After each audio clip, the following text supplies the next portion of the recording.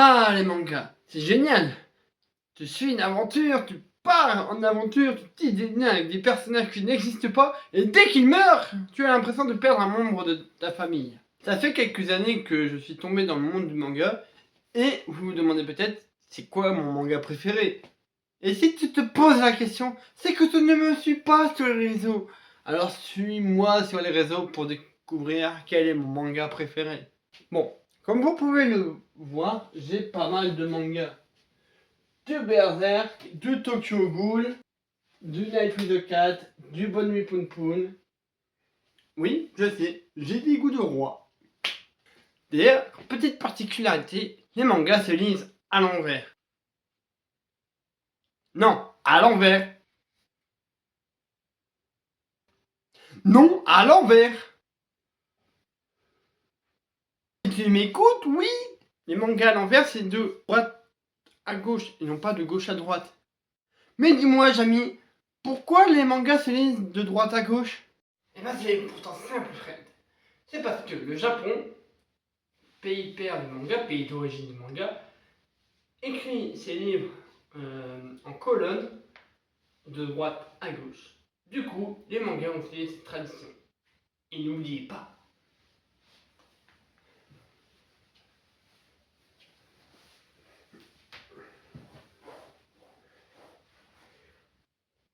je suis une tour japonaise de 1000 mètres de haut. Oh, Jamy, ok, tu as déjà dit cette phrase, c'est borderline aujourd'hui, d'accord? D'ailleurs, les mangas sont en noir et blanc. Mais pourquoi? Bon, je vais pas demander à Jamy, et je sais la réponse. Et puis j'ai pas envie qu'il repart dans ce délire de tour de 1000 mètres de haut là. Les mangas sont en noir et blanc pour réduire le temps d'impression et les coûts. La couleur, c'est beaucoup plus cher que le noir et blanc, et ça prend plus de temps à imprimer et à imaginer. Si vous voulez voir vos personnages préférés en couleur, il reste les animés. Quoique, c'est pas toujours la bonne solution. Quand on voit Berserk ce qu'ils ont fait, c'est pas toujours la bonne solution. Donc il y a aujourd'hui plusieurs de sujets d'animation qu'on n'a plus besoin de présenter. Mais je vais quand même vous en présenter quelques-uns. Mappa, qui aujourd'hui rappe le tout avec Jujutsu Kaisen, la 4ème saison des SNK, la 2ème saison de Vinland Saga, Chainsaw Man, et encore plein d'autres. On a Wit Studio qui s'est occupé des 3 premières saisons des SNK, la première saison de Vinland Saga, Studio Pierrot qui a fait quelques classiques comme un manga peu connu qui s'appelle Naruto, qui a fait Tokyo Ghoul et aussi Bleach, Ufotable qui a fait Demon Slayer et qui travaille aussi sur l'anime Genshin Impact. Et bien sûr, la Toei Animation qui s'est occupé de tous les animés de Dragon Ball et One Piece. La plupart des mangas que j'ai cités sont édités par la Shueisha. Et non la Shisha, ça n'a rien à voir. La Shueisha est une maison d'édition et qui est même la maison d'édition de manga la plus célèbre du monde. Les mangas édités par la Shueisha sont prépubliés dans le magazine Weekly Shonen Jump, qui est un magazine hebdomadaire qui présente les nouveaux chapitres. Puis les mangas sont en magasin.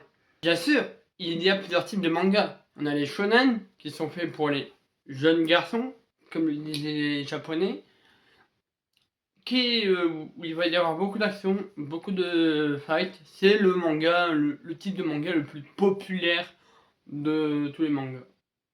On a les shoujo qui sont faits pour les jeunes filles. Je mets des guillemets parce qu'un mec peut très bien regarder des shoujo et une meuf peut très bien regarder des shonen.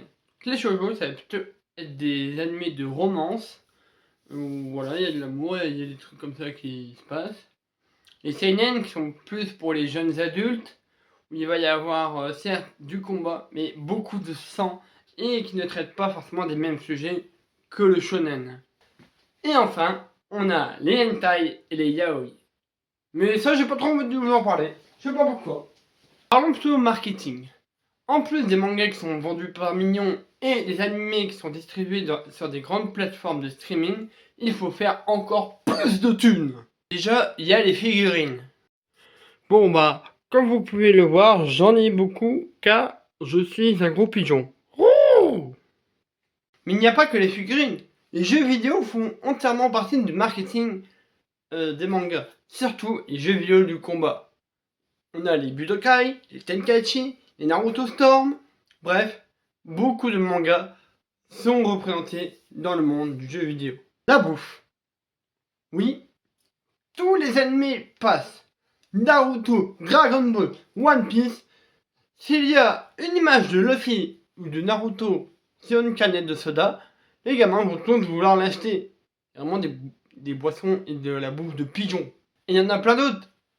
Cartes à jouer, fournitures scolaires, posters, jouets, collaboration avec des licences comme Fortnite ou Monopoly.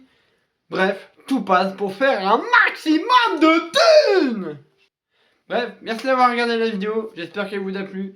N'hésitez pas à mettre un petit commentaire, un like. Oh, vous connaissez la chanson.